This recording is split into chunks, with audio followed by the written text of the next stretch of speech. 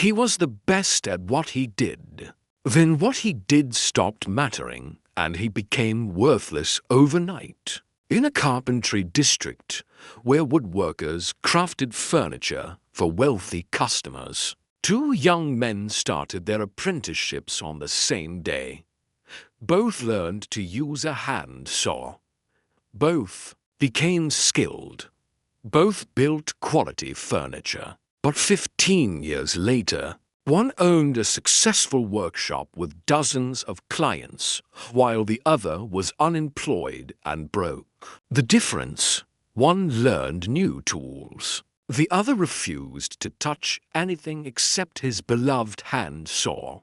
The first carpenter's name was Faisal. When Faisal learned to use a hand saw, he mastered it completely. He could cut straighter lines than anyone. He was fast. He was precise. He was proud of his skill. Faisal believed that being the best hand saw user made him valuable. He'd say, "I'm the master of this tool. Nobody cuts wood better than me. This is my craft." And for the first few years, Faisal was right. Customers loved his work. He had plenty of jobs. He made good money. Being the best hand saw carpenter in the district meant something. But then things started changing. New tools arrived in the district. Power saws that could cut in minutes what took Faisal hours. Sanders that smoothed wood faster and better. Drills with precision Faisal couldn't match by hand. Other carpenters started learning these new tools.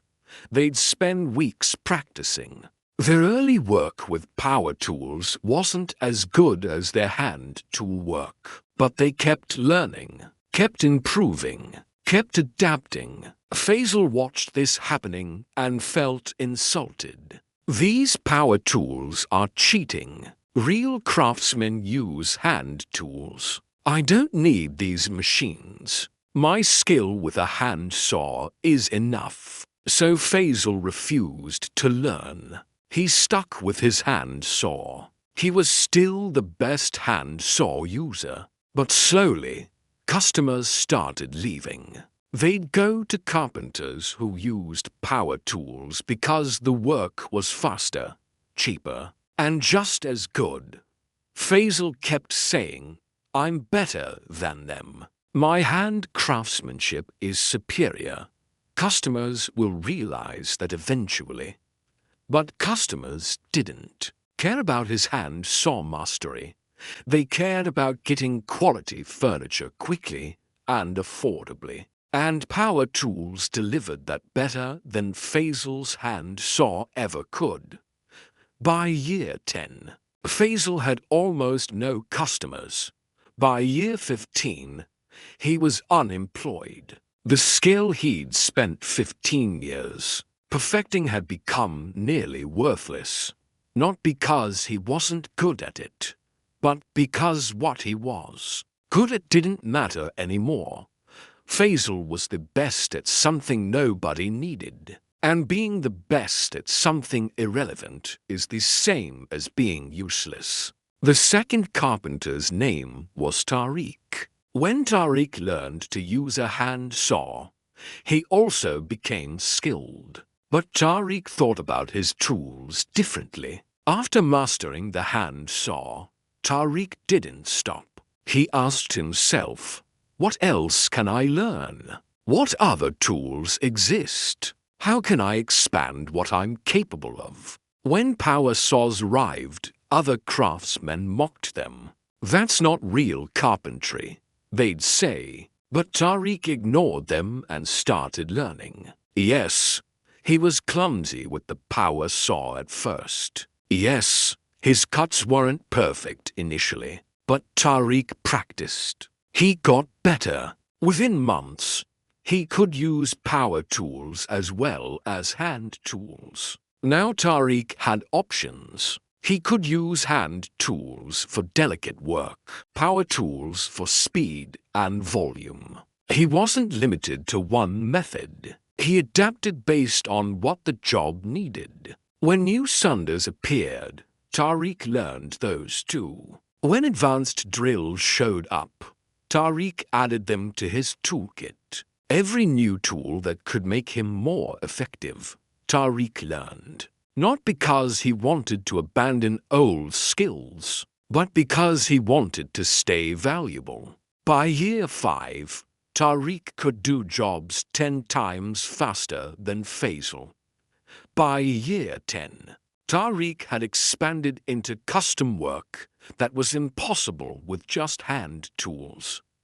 By year 15, Tariq ran a successful workshop serving dozens of clients who came to him because he could do anything. Tariq wasn't the absolute best at any single tool, but he was excellent at many tools, and being versatile made him irreplaceable. One day, desperate and broke, Faisal came to Tariq looking for work. Tariq was hiring, but needed someone who could use power tools. Faisal admitted he only knew hand saws. Tariq looked at him sadly and said, "I can't hire you." The world moved on. Hand saw work pays minimum wage now because power tools do it better. You spent 15 years becoming the master of one tool. I spent 15 years learning every tool I could.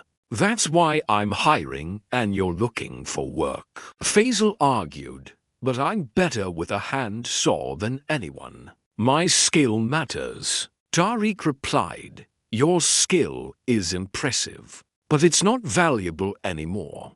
Being the best at something nobody needs doesn't pay bills. You should have learned new tools when you had the chance." Here's the truth about work that destroys most people. Mastery of one skill is not security. It's a trap disguised as accomplishment. The world changes. Technology evolves. Markets shift. Methods improve. And if you only know one way to do things, you're one change away from being obsolete. Faisal represents most workers.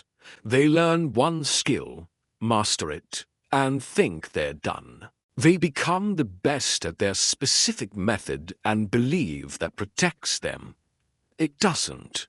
When their industry changes, when new technology arrives, when better methods appear, they refuse to learn. They say things like, "This is how I've always done it," or "I don't need to learn new ways," or "My method is better." And they become fossils, masters of irrelevant skills, experts at things nobody needs anymore. Tariq represents people who build lasting careers. They never stop learning. They don't just master one tool and quit. They constantly add new skills, new methods, new capabilities. They stay adaptable. They're not threatened by change. They embrace it. They see new tools as opportunities to become more valuable, not threats to their expertise. Think about your own work. Do you only know one method,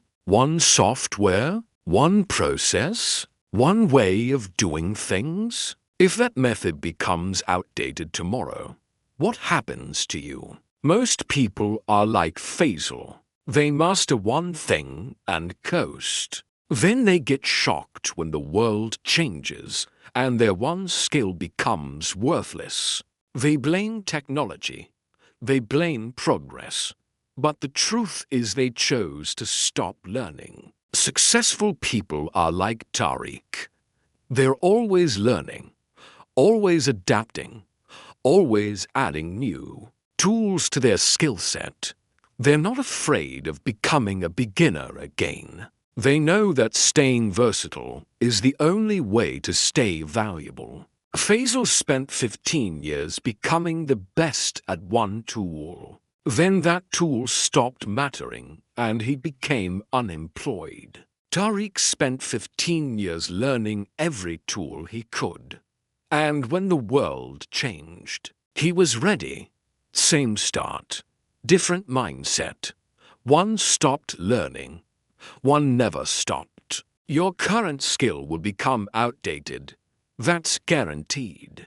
The only question is whether you'll learn new ones before that happens. Stop being the one-tool worker. Start being the lifelong learner. Subscribe for more wealth parables.